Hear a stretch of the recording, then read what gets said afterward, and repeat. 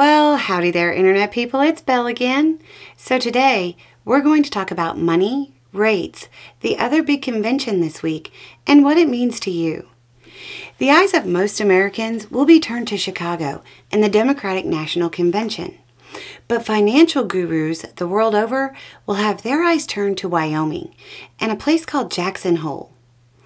Every year, there's an international meeting of financial wizards called the Jackson Hole Economic Symposium.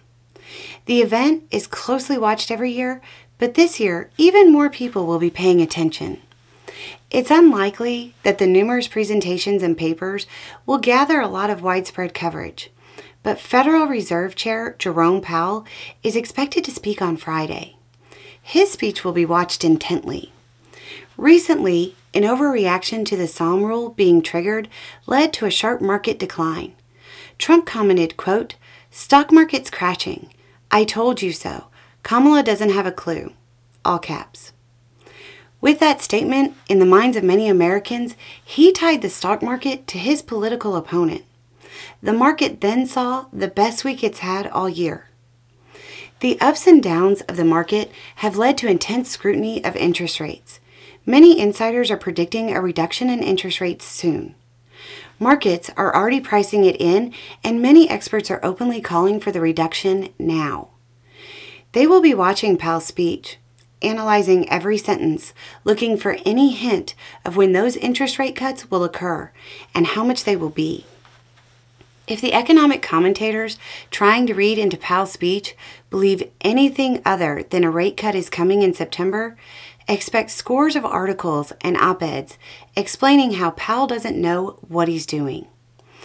I'd suggest checking how many of those commentators said a soft landing was impossible and how Powell would never achieve it before panicking over any of their commentary.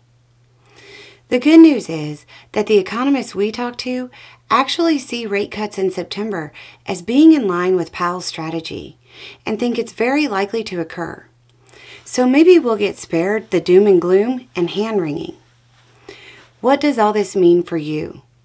The general consensus is the rate cuts are coming soon. If that happens, it's cheaper to borrow money. It might be easier to buy a house. The flip side to that is that your savings has lower returns. Your savings account might pay you less. At the end of this, we're inching closer to that soft landing. As long as panicky investors or irresponsible political rhetoric doesn't scare the market. It doesn't seem that far away. Anyway, it's just a thought. Y'all have a good day.